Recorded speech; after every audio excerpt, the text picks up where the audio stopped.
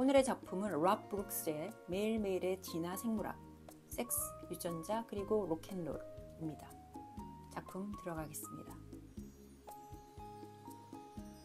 다윈의 진화론에서 자연 선택설은 생존 경쟁에서 생물들이 살아남으려고 환경 경쟁에서 유리한 유전자를 더 빈번히 만들어내는 현상을 말합니다.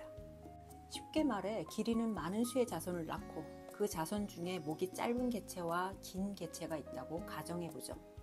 목이 긴 기린은 먹이를 더 쉽게 구할 수 있고 더 많은 자손을 남길 수 있게 되죠. 자연스럽게 시간이 지나면 목이 짧은 기린보다는 목이 긴 기린의 개체가 자연의 선택을 받게 됩니다. 한마디로 환경에 제대로 적응한 개체가 자연의 선택을 받아 생존하고 번식한다는 말입니다. 그러므로 진화는 최적의 유전자들의 번식과 생존의 반복일 수밖에 없습니다. 여기서 번식을 하려면 짝짓기는 필수입니다. 찰스 다윈은 짝을 성공적으로 찾고 관계를 맺는 것을 특별한 종류의 자연 선택인 성선택이라고 불렀습니다. 매일매일의 진화 생물학의 저자 롭 브룩스 또한 성선택은 진화의 필수적 원동력이라고 말하고 있습니다. 진화적 관점에서 생물은 오로지 많은 후손을 낳아서 그들이 또 많은 자손을 보고 생존의 최적인 유전자를 전달할 때에만 가치가 있습니다. 그래서 어울리는 짝을, 특히 진화적 이득을 극대화시킬 수 있는 짝을 찾는 것은 무엇보다 중요합니다. 하지만 성선택은 수컷과 암컷에게 서로 다르게 작용하며 다소 다른 전략이 사용됩니다. 인간도 그렇습니다.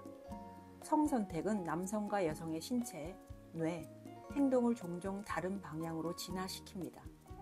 이것이 남녀가 섹스와 번식을 하는데 서로 다른 이해관계와 계산들이 충돌하게 되는 이유이죠. 여성과 남성은 배우자를 선택할 때 서로 다른 기준을 가지고 있으며 똑같은 문제를 가지고도 남녀는 다른 판단과 행동을 하는 경우가 많습니다.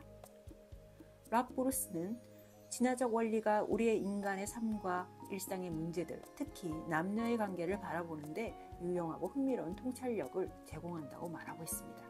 더 나아가 번식과 생존을 핵심으로 하는 진화 생물학이 경제, 문화 등과 함께 연구될 때 인간의 본성과 인간 사회를 더 잘 이해할 수 있다고 지적하고 있습니다.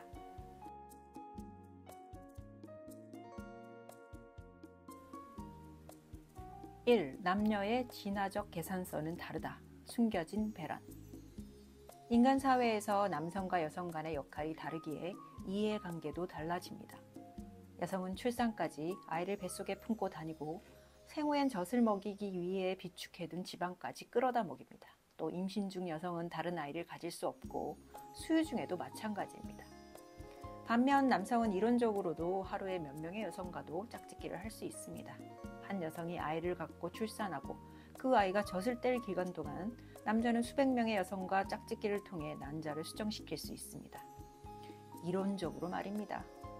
이러한 생물학적 사실이 남자에겐 유리하고 여성에겐 불공평해 보일지 모릅니다. 하지만 진화적 기제는 그렇게 일방적이지 않습니다. 남성보다 자녀 수에 대한 제한은 있지만 여성도 외도가 가능합니다. 무엇보다 여성은 외도를 통해 생겨난 아이에 대한 친자 확인이 필요가 없습니다. 어느 남성과 잠자리를 가져도 그 아이는 자신의 아이입니다. 그러나 남성은 그렇지 않습니다. 게다가 인간 여성에겐 발정기가 없습니다. 동물에게는 임신이 가능한 시기로 수컷을 유인하기 위해 생식력을 알리는 특정 시기가 발정기입니다. 발정기가 없다는 것은 인간 여성에게 가장 유리한 진화적 도구입니다. 이처럼 가임기를 드러내지 않는 인간 여성의 배란기를 숨겨진 배란이라 합니다. 그렇다면 인간 여성은 왜 가임기를 숨기도록 진화했을까요?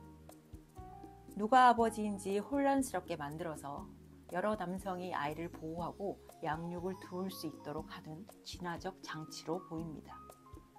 하지만 이것이 전부는 아닙니다. 숨겨진 배란은 배우자 남성의 질투심, 그리고 다른 남성의 추궁거림과 강제적 짝짓기와 같은 폭력을 줄이는 완화책으로 진화되었을 것입니다. 인간의 여성에게 발정기가 있다면 배란 기간 내내 여성에게 배우자와 다른 남성들의 성적 관심이 모일 것입니다. 대부분의 남편들은 외도의 불안감으로 부인을 감시하고 남성 간의 갈등이 커질 것입니다. 그렇게 조성된 폭력적 사항은 아이와 여성을 다치게 하거나 죽게 할 수 있습니다. 따라서 남성이 배란을 눈치채지 못하도록 하고 그들의 지속적 관심을 이끌어내는 반면 가임기 때 과도한 질투와 추궁거림을 진정시키는 숨겨진 배란이 여성에게 얼마나 이득인지 알 수 있습니다.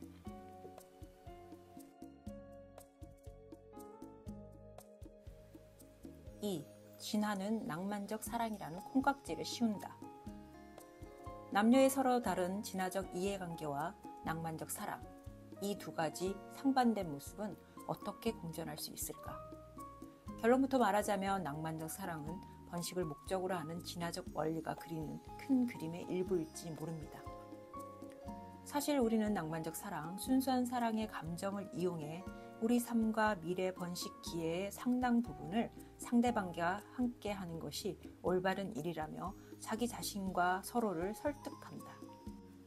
여타 다른 감정과 마찬가지로 사랑은 진화를 위해 뇌신경계가 만드는 감정적 도구입니다.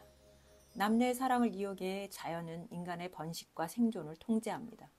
사실 자연 선택은 여러 세대에 걸쳐서 신경계와 호르몬 등 물질적 기반을 준비시키고 발전시켜서 인간의 뇌에서 사랑이라는 감정을 만드는데 적어도 4가지 이상의 화합물질을 참여시킵니다. 오르가즘과 쾌락에 관여하는 도파민, 행복한 집착 상태를 만드는 세로토닌, 경계심을 풀고 친밀감을 형성하는 옥시토신, 바소프레신이 있습니다. 남녀는 사랑에 빠지면 뇌가 보내는 호르몬 신호에 따라 몸이 반응하며 남녀의 충돌하는 이해관계에서 잠시 벗어납니다. 그래서 남성과 여성이 콩깍지가 씌인 채로 낭만적 사랑을 할 수 있습니다. 사랑이라는 감정을 만드는 화학적 호르몬들이 그 어려운 일을 해내는 겁니다. 서로의 이해 득실을 따지는 수싸움이 잠시 누그러진 순간 번식, 남녀는 아이를 가집니다. 물론 진실된 사랑을 믿는 이들에게 번식을 위해 사랑이 존재한다는 진화론은 그야말로 혐오스럽게 느껴질 수 있지만 그 또한 무시할 수 없는 진실입니다. 아이를 키우기 위해 함께하는 사람은 진화가 매일같이 만들어내는 여러 기적 중 하나이다.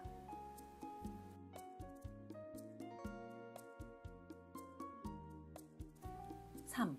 어떻게 사랑이 변하니? 바보야. 사랑은 변하는 거야. 그렇다면 낭만적 사랑이라는 감정이 영원히 지속될 수 있을까요? 안타깝게도 남성과 여성은 사랑에 빠져 상대를 배우자로 선택하지만 그 사랑이 식고 변하는 경우는 많습니다. 남성과 여성은 생존과 번식을 위해 진화적 이해가 다르기에 신중히 짝을 선택하고 결혼도 여러 번 하는 경우가 흔합니다. 심지어 배우자가 아닌 다른 누군가와의 관계를 가지는 비밀스러운 상황에서도 인간은 진화적 이해를 챙기려 합니다. 그러므로 남성과 여성이 혼의 정사를 통해 얻는 진화적 이득 또한 다릅니다.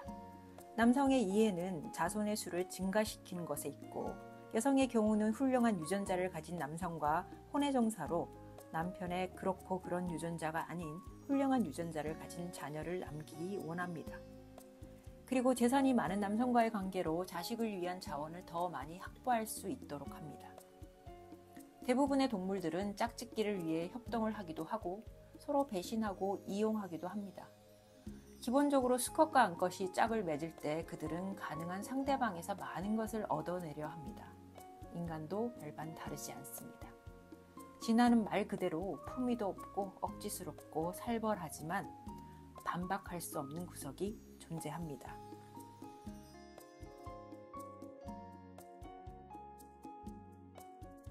그래도 일부 일처제는 여성들에게뿐만 아니라 다수의 남성들에게도 이득이다.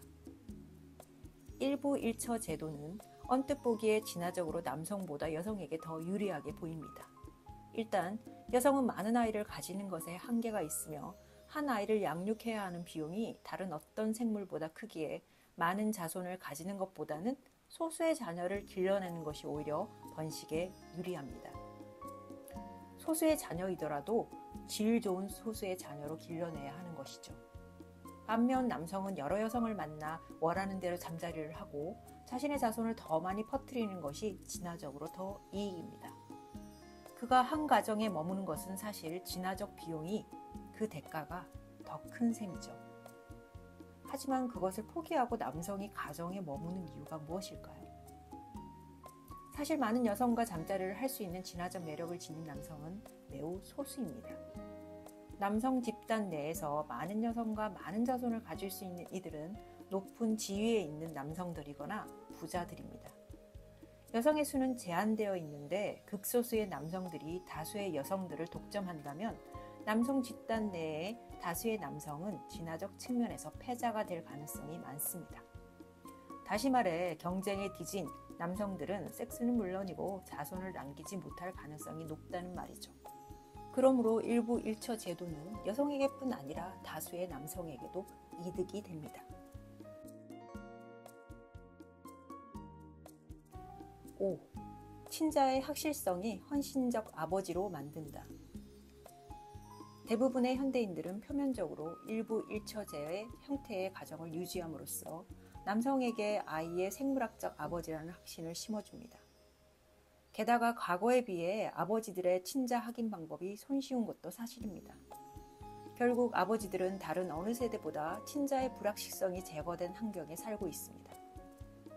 아버지가 친자를 확신한다는 것은 자손에 대한 아버지의 양육 행동도 진화적으로 타당하고 안정적이라는 것을 의미합니다. 당연히 부성에 대한 확실성이 아버지가 더 많이 자녀에게 헌신하게 합니다. 남성에게 양육 행동이 진화하는 것은 부성에 대한 남성의 확실성이 진화하는 것과 매우 유사하다. 인정하기 싫지만 현대 능력주의 시대 어느 때보다 양쪽 부모의 노력과 자본이 한 자녀에게 많이 투자되는 시기입니다. 부부가 합심해서 소수의 자녀를 질적으로 잘 길러내는 것이 지능, 외모, 학벌, 지위 등의 생물학적 그리고 사회적 유전자를 후손들에게 잘 전달하는 최적의 생존 방법이 되었습니다. 바꿔 말하면 가정의 근간을 흔들고 특히 아이에 대한 아버지의 투자를 불안하게 만드는 것들은 질 낮은 유전자를 전달하거나 아예 유전자 자체를 단절시킬 수 있어 진화적 불이익을 초래할 수 있습니다. 이런 관점에서 성적 문란이나 외도 그리고 아이들에 대한 학대는 사회적 분노를 유발합니다. 그 분노 아래에는 타당한 진화적 명분이 있는 셈입니다.